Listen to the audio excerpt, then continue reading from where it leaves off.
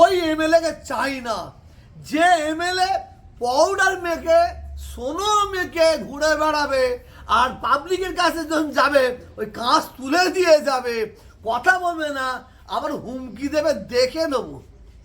এটা পড়ে এমএলএ সেনাশিস চক্রবর্তী, আমার 15 বছরের এমএলএ, 15 বছরের এমএলএ।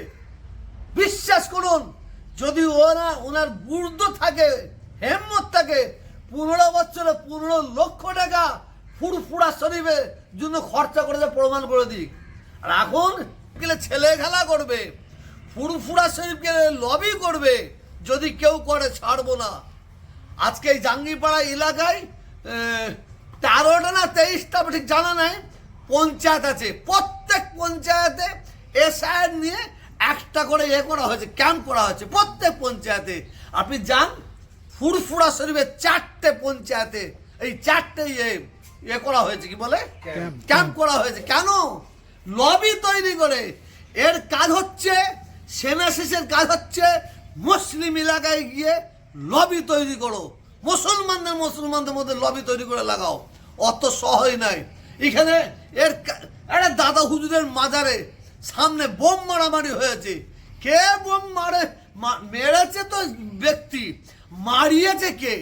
তরোয়াল নিয়ে লোক ছুটছিল, তো ছুটিয়েছে কে? কে ধরে ইন্ধন দিয়েছে? এখানে ক্লাব নিয়ে মানে দুটো মত করা ধান্দা হচ্ছে, ক্লাব নিয়ে। ক্লাব, হ্যাঁ, তুমি চাঁদো ক্লাবের কি বোঝো? ক্লাব সম্পর্কে তুমি কি জানো? ক্লাব গেলে দ্বন্দ্ব। এখানে ফুরফুরা শরীফের এখানে আমরা ভাই আমাদের ভুল বুঝাবুঝি আমরা মিটিয়ে নেবো, আমাদের যা ভুল বুঝাতে মিটিয়ে নেবো। আর তুমি একবার করে আসে দুটো করে লবি তৈরি করে দেবে, এটা ফুরফুরা শরীফের মানুষ মেনে নেবে না, জাঙ্গিপাড়ার মানুষ মেনে নেবে না। জাঙ্গিপাড়ার মানুষ হাসছে, এসআইআর হচ্ছে, ঘন ঘন আসছে, কারণ ভোট।